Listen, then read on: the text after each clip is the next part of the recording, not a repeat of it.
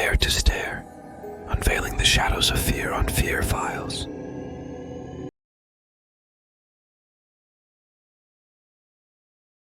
It started like any other day in our small, forgotten town. The sun dipped below the horizon, painting the sky in hues of fiery orange and deep purple as night fell like a heavy cloak over the crumbling facades of our once bustling streets. But as the hours stretched into eternity and the darkness refused to yield to the light of dawn, a creeping sense of unease settled over us like a shroud, casting a pall of fear and uncertainty over our little corner of the world. I remember standing at my window, watching as the stars blinked into existence one by one, their faint glimmers casting eerie shadows on the deserted streets below. Something wasn't right. I could feel it in the marrow of my bones, a primal instinct screaming at me to flee from the darkness that loomed on the horizon like a gathering storm. But I couldn't tear my eyes away. Couldn't look away from the unfolding nightmare that played out before me like a macabre dance of death and despair. For as the minutes turned to hours, and the hours stretched into eternity, the darkness only deepened, swallowing everything in its path with a voracious hunger that knew no bounds. And then, as if from nowhere, the first screams echoed through the night, a chorus of terror that sent shivers racing down my spine, like icy tendrils creeping ever closer with each passing moment. I rushed to the window, my heart pounding in my chest as I strained to make sense of the chaos unfolding in the streets below.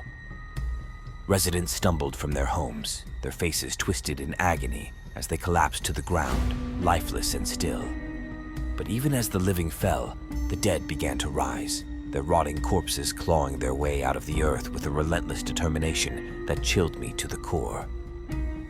I watched in horror as the dead shambled through the streets, their empty eyes fixed on some unseen horizon as they lumbered towards the heart of our town with a purpose that defied logic and reason. And as the darkness closed in around us like a vice, I knew that there was no escape from the nightmare that had descended upon us like a plague. For in the end, it wasn't the darkness that killed us, but the fear that consumed us whole, turning brother against brother and friend against friend in a desperate bid for survival in a world gone mad. And as the last echoes of humanity faded into the night, swallowed whole by the darkness that had become our only companion, I knew that our town would be remembered as nothing more than a footnote in the annals of history, a cautionary tale of the horrors that lurk in the shadows just beyond the edge of our perception.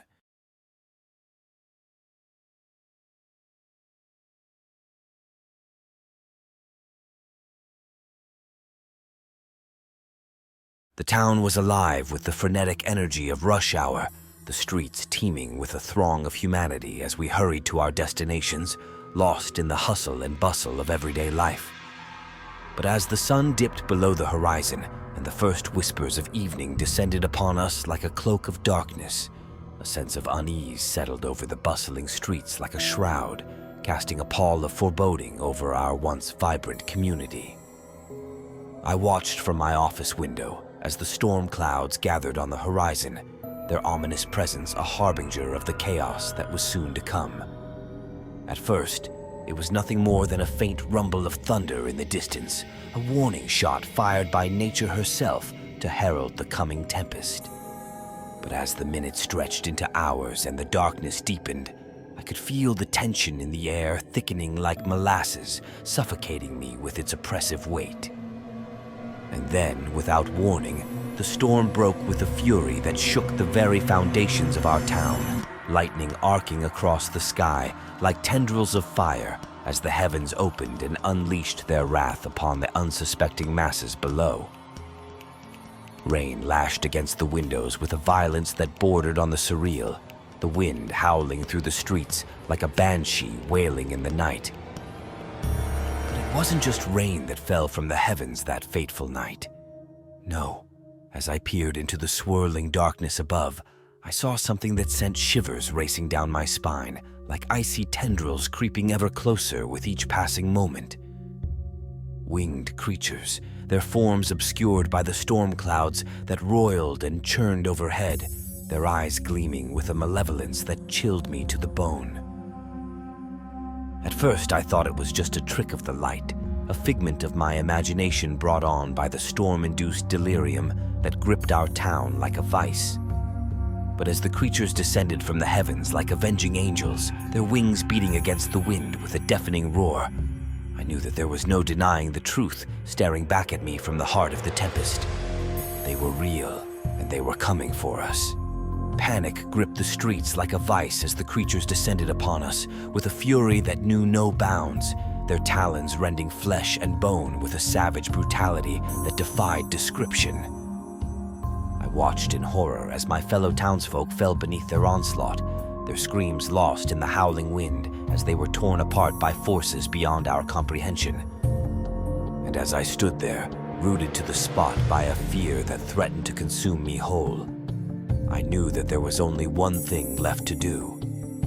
I turned and fled into the darkness, the echoes of death and despair following close behind as I ran for my life, knowing that there was no escape from the horrors that lurked just beyond the edge of our perception. For in the end, it wasn't the storm that threatened to destroy us, but the creatures that rode upon its wings, a harbinger of the darkness that lurked just beyond the edge of our reality. And as the last echoes of humanity faded into the night, swallowed whole by the shadows that had become our only companion, I knew that our town would be remembered as nothing more than a footnote in the annals of history, a cautionary tale of the horrors that lie hidden just beyond the edge of our perception.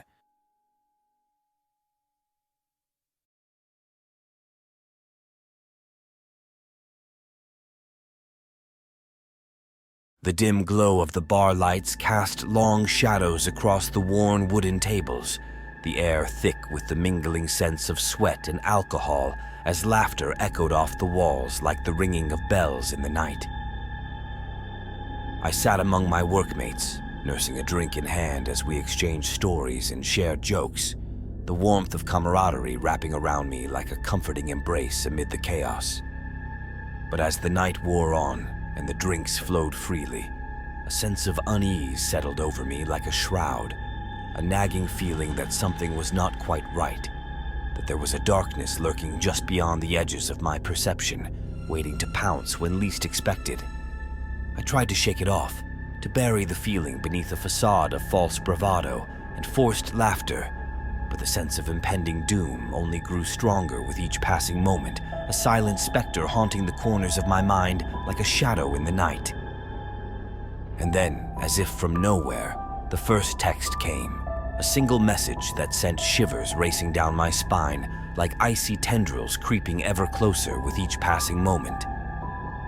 I glanced down at my phone, my heart pounding in my chest as I read the words that danced across the screen with a surreal clarity that defied explanation. Pictures of me in various stages of torture. I felt the blood drain from my face as I stared at the images in disbelief, my mind reeling with 1,000 unanswered questions as I struggled to make sense of the nightmare unfolding before me. Who would do this to me? How had they gotten these pictures? And most importantly, why couldn't I remember any of it? I tried to show the images to my workmates, to seek solace in their reassuring words and comforting presence. But when I looked up from my phone, their faces had changed, twisted and contorted into grotesque masks of malice and madness that sent a chill racing down my spine like icy tendrils creeping ever closer with each passing moment. And then, as if on cue, I saw him.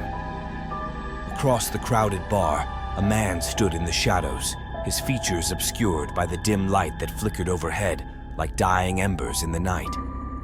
But even from a distance, I could see the glint of recognition in his eyes, the same eyes that stared back at me from the pictures on my phone with a coldness that sent a shiver racing down my spine, like icy tendrils creeping ever closer with each passing moment.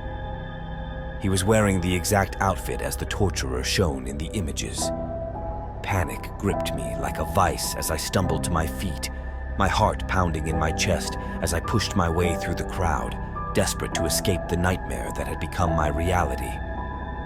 But no matter where I turned, no matter how hard I tried, he was always there, lurking in the shadows like a malevolent specter haunting the corners of my mind. And as the darkness closed in around me, swallowing me whole in its suffocating embrace, I knew that there was no escape from the horrors that awaited me in the depths of the night. For in the end, the truth was far more terrifying than anything I could have ever imagined, a nightmare from which there could be no awakening, a tale of horror and despair destined to echo through the ages until the end of time. Thank you for braving the unknown with us. Until next time, stay haunted.